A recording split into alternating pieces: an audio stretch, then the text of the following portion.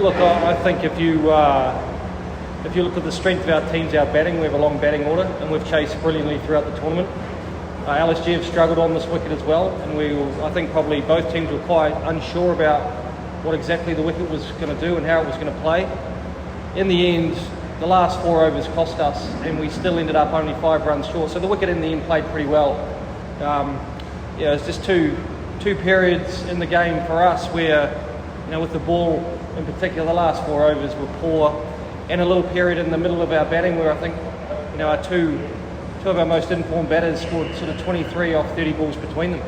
And those 2 little periods of cricket combined for us to lose the game by a handful of runs. So, look, we back ourselves to chase down any score, and the way we started with the ball, we did a great job for 15 overs. We just let it go at the end. No, I don't think it's a case of being up to the mark. If you look over the last few games, and we've won the games, he's just slipped down to number 7, so he hasn't batted. And the same tonight, a handful of balls, he couldn't get the runs away or the balls away, but he's still been an important part of our team. So, he was at 3 at the top of the tournament and did a great job for us. And as it's turned out, we've just used other players, and Sir in particular, who's pushed up to number 3, which has pushed Greeny to the back end of the innings. So at the end of the day, it's, like with Cameron, it's not about how Cameron goes or how someone goes, it's whether we win or lose. And as I said, it's a game we should have won today if we'd just been a bit better in a couple of patches of cricket. Oh, look, I think pressure as always. Some looks for me like wides. Sometimes you accept wides. If you're trying to bowl at the wide line or bowl a bouncer at the head, we always say that you're better to err wide than not err wide. There's always a little bit of dew around, so that's why you get the odd flat ball that goes over the waist. I suppose for me the most frustrating thing is not sticking to the plans that we talk about. We were really clear about the things we wanted to do on this wicket, and to the players like Marcus at the back end and where we wanted to bowl, and we just didn't bowl there consistently enough. And I suppose when you're looking at a team plan, what you want to do is get the batsmen to hit into areas that you want them to hit. Make it as hard as you possibly can for them. You don't want to get a hit into those areas that they want to hit. And I think that we saw that with Stoinis today. He's a fine player. He hit the ball straight down the ground, and we knew that's what he was trying to do. We just dished up balls for him to do it. And in the end, his innings was the difference between the 2 teams. I don't think so. I think those things are all the things that you weigh up, in the situation of the game. As I said, you try to have, you're never going to stop good players scoring runs. It's very hard. What you're trying to do is, rather than be 89 off 47, it's 70 off 47.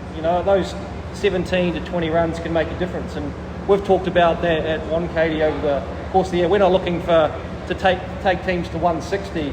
We know that 190 will win games here, so you're looking for improvements of sort of 10, 15, 20 runs if you can, which we talk about. Just one boundary and over for the last 5 overs can be the difference between winning and losing, and that was the difference today. And that's 20 runs that we should have saved on that ground. There's no way we should have gone for 54 off 3 overs on that ground. It was just poor. It was poor execution. We didn't stick to our plans, and in the end it cost us. Look, if you look at we've got a couple of young guys. Chris is experienced, Jason's experienced. Greeny's an international player. Mudwell's 29. Shakeen's young, but Piyush is experienced. And one of the things we spoke about at the start of the tournament was it's not an excuse. This is the IPL, this is the toughest competition in the world, and you're expected to go out and perform and deliver the plans, regardless if it's your first game or your 100th game. That's the mentality that we take. So we've always prided ourselves on our preparation, the work that we do behind the scenes. We review the games, the areas that we want to improve. The frustrating thing is we're making the same mistakes over and over. And from my point of view, that's disappointing. And that's what pressure does. Sometimes when you're under pressure, you revert back to what you normally do. And I think we've seen the batting elevated to a different level in this tournament. So you have to be brave. You have to be able to read a batsman and perhaps do things outside your comfort zone for a little bit longer. And we haven't done that. We're not the only bowling attack. Bowling attack's getting pumped all over the field in this tournament, and some more experienced bowling attacks than ours. But that still doesn't make it any better for us, because at the end of the day, those 2 points tonight gave us a shot at a life. Now we have to win, and it's still outside our control, which is disappointing.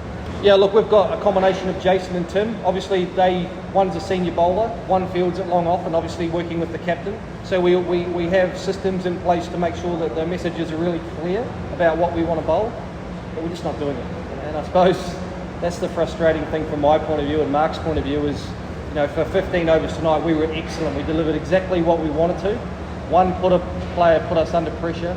much like Rashid Khan did the other night, and we made the same mistakes. And I suppose what you're wanting to do is make improvements. You just don't want to make the same mistakes over and over, and we've made them twice. It didn't cost us in the last game, but it certainly cost us tonight. I don't think so. If anything, it should help you, because your margin for error at 1KD is so small, you have to be pinpoint accurate. You actually probably get away with a little bit more here. And so, as I said, for 15 overs, I thought you saw that today. We were really disciplined, we were accurate, we put them under pressure. We were really pleased with the position we had. We just had to close out the last 3 or 4 overs, and we thought that 160 would have been under par, and we would have backed our batting line up to chase that down any day. 177 was always going to be tricky. Again, we got a really good start and set up the game perfectly. We just had a 4 over block there. We sort of lost our intensity, and we talk a lot with the bat about maintaining the intensity. We've had to do that at 1KD because we've been chasing 200 plus, so we've just kept going. Tonight it's almost like we just took the foot off the gas, and then all of a sudden it was 10 or 11 and over. And to their credit, they bowled really well at the end. And so in the end, they deserve to win.